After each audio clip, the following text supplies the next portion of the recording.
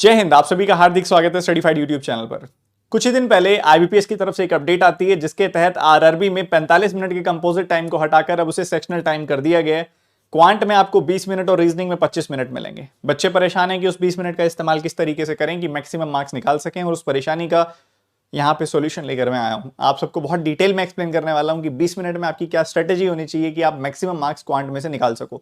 आपके quantitative aptitude section के अंदर आपको वन लाइनर्स, डीआई और अर्थमेटिक देखने को मिलते हैं। वन लाइनर्स में सिंप्लीफिकेशन, नंबर सीरीज जिसमें रॉन्ग और मिसिंग होते हैं, साथ ही क्वाड्रेटिक इक्वेशन देखने को मिलते हैं। अर्थमेटिक के काफी सारे सवाल होते हैं, डीआई के भी सवाल होते हैं। अब डीआई में आपको 2 से 3 डीआई देखने को मिल सकती हैं और अर्थमेटिक के सवाल लगभग 10 से 15 आ सकते हैं। अब इन सारे पूरे सिस्टम के अंदर हमें किस तरीके से ऑपरेट करना है उसके बारे में अभी हम शुरुआत करने वाले हैं। कुछ बच्चे जो गलती कर रहे हैं वो कुछ भी क्वेश्चंस पहले कर रहे हैं, कुछ भी क्वेश्चंस बाद में कर रहे हैं। ये पूरा गलत सिस्टम है, ठीक है। आप एग्जामिनेशन के दौरान जो स्ट्रेस वाला फैक्टर होता है उसको कभी भी आप मिस नहीं कर सकते। वहां पे जाकर चीजों को जज करना, पहचानना और थोड़े समय में ज्यादा चीजों को मिक्स मैच करके अपने लिए एक बेस्ट हायरार्की तय कर पाना बड़ा डिफिकल्ट हो जाता है। इसलिए एग्जामिनेशन हॉल में चीजों को जितना सिंपल रखोगे उतना आपका फायदा है, और उसी सिंपलिसिटी को भी मैं आपके सबके सामने रखने वाला हूं।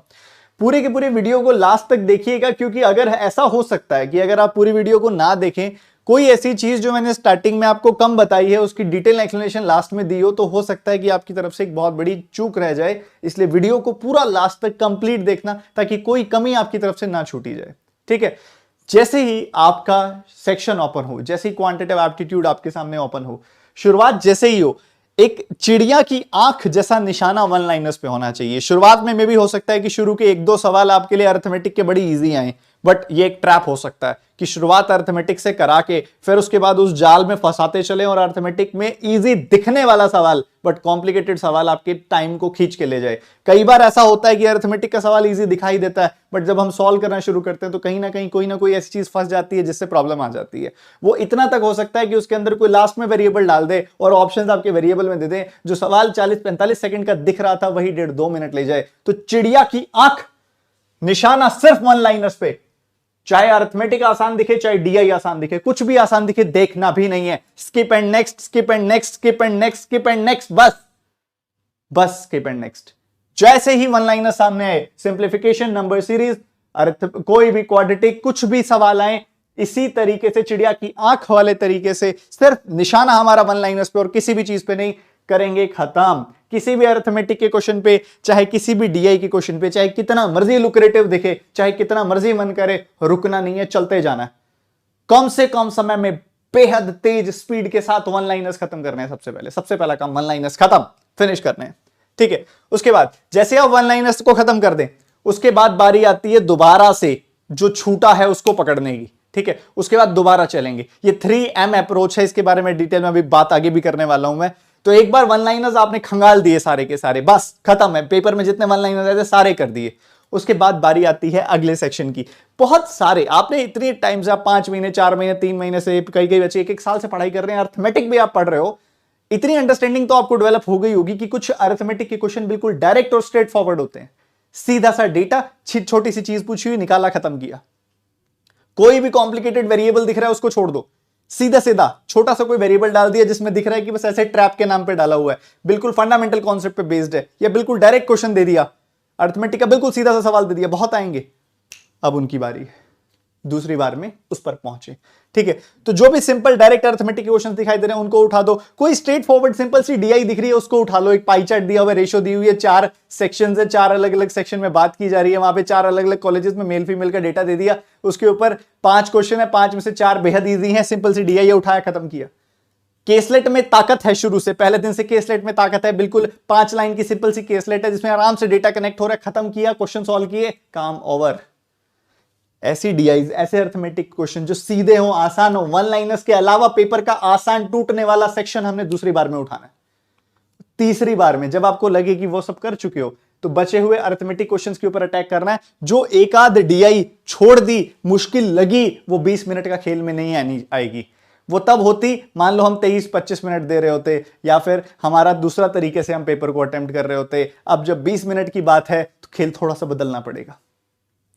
जो डिफिकल्ट डीआई पेपर में आई हुई होगी, एक ही होगी, ज्यादा नहीं होगी, उसको देखना तक नहीं है, उसकी तरफ झुकना भी नहीं है, ठीक है, ये काम ध्यान रखना है। तो अभी तक हमने जो बात की 3M अप्रोच में 3 चीजों की बात की, अब एक्सेप्शंस की भी बात करूंगा क्योंकि ये चीज समझना जरूरी है। पूरी नॉलेज काम किया, अधूरा ज्ञान नुकसान करेगा।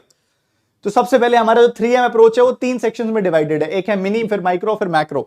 सबसे पहले मिनी सेक्शन के अंदर हमने सबसे पहले क्या करना है, वन लाइनर्स ओनली, ये जरूरी है ये चीज समझना, और कुछ भी नहीं, सिर्फ वन लाइनर्स खत्म करने हैं। जितने भी सिंप्लीफिकेशन, नंबर सीरीज और आपके क्वाड्रेटिक के सवाल आए हुए होंगे, खत्म करो उनको पहले। उसके बाद माइक्रो सेक्शन की तरफ मूव करना है, जितने भी स्ट्रेट फॉरवर्ड अरिथमेटिक के क्वेश्चंस हैं, जितनी डायरेक्ट सिंपल सी केस लाइक डीआई आई हुई है, मान लो बिल्कुल सिंपल सी डीआई आई हुई है प्री लेवल की, और कॉम्प्लिकेटेड डेटा कैलकुलेट हो रहा है, बहुत कॉम्प्लिकेटेड एक्सट्रैक्शन है, वो डिफिकल्ट डीआई छोड़ दो, जिसमें सीधा साधा सा एक्सट्रैक्शन है, सिंपल सिंपल से क्वेश्चन से उठा लो, वो करनी है।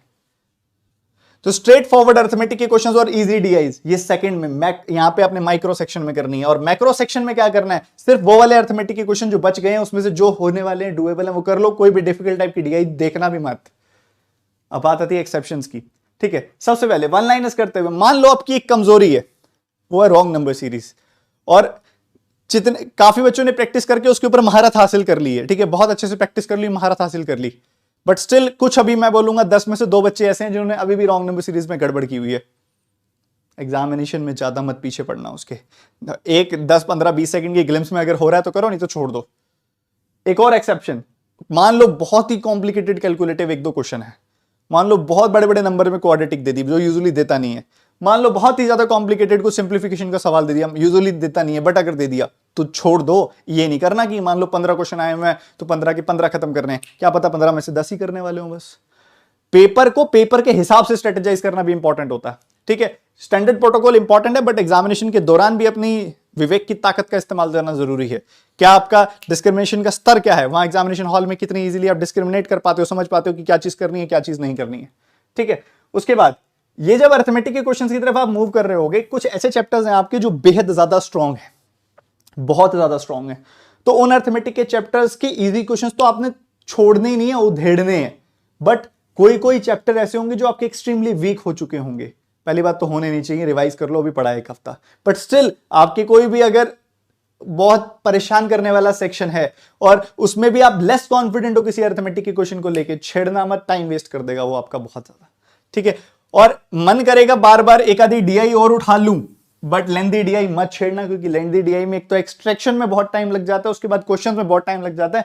एक डीआई में 8-10 मिनट दे बैठोगे, पेपर का सत्यानाश कर लोगे, ठीक है। ये जो चीजें बताई हैं, जो 3M रूल बताया है, ये बहुत अच्छे से ट्राइड एंड टेस्टेड है, बहुत अच्छे से इस्तेमाल किया गया है, बहुत बड़े बड़े खेल बदले हैं इसने, बट ऐसे सिर्फ सुन लेने से बात नहीं बनेगी। इसको एटलीस्ट 5 से 6 मॉक टेस्ट में लगाओ अगले 2 दिनों के अंदर अंदर, और मुझे बताओ कि इंप्रूवमेंट मिली कि नहीं मिली। एक एक कमेंट रीड करूंगा इस वीडियो के अंदर में, एक एक कमेंट, जैसे जैसे मॉक टेस्ट दो, जैसे जैसे ये तरीका लगाओ, मुझे बताओ कि 20 मिनट में खेला बदला कि नहीं बदला। ये टाइम आलस दिखाने का नहीं है, ये टाइम दुगनी मेहनत करने का है। अप्रोच अप्लाई करो, अपनी तैयारी को अगले स्तर पे लेके जाओ, और ये जो मेथड बताया इसको स्ट्रिक्टली अप्लाई करो, स्ट्रिक्टली, और मुझे बताओ कि क्या मार्क्स आ रहे हैं। हमारा टारगेट है एटलीस्ट 20 मिनट में 22-23 नंबर तो निकाल लें हम, और गोल लेके चलना है 30-32 नंबर का, मिनिमम 20-22 तो आने ही चाहिए, इससे कम में तो फिर तो तैयारी नहीं चल रही सही। और गोल जाना चाहिए 30 नंबर लेने का, कि 30-32 इतने निकाल पाऊंगा 20 मिनट में, इतनी बढ़िया तरीके से, इतने बढ़िया स्ट्रेटेजी के साथ मैं पेपर को अटेम्प्ट करूं, ठीक है। Go for it. Comment section में कमेंट्स ही कमेंट्स होने चाहिए। किस चीज के? सेशन अच्छा लगा सर, ऐसा हुआ सर, वैसा हुआ सर, नहीं सर मैंने मॉक टेस्ट दिया, ये चीज अप्लाई की, इस बार मेरा ये बेटर हुआ, इस बार मेरा ये कम हुआ, मुझे ये चीज ठीक करनी है, अगली बार मैंने ठीक की तो मैं, मुझे वो भी कमेंट सेक्शन में बताओ। लेट्स सी कि कौन बच्चे सही से इसको अप्लाई कर पाते हैं और खेल बदल पाते हैं।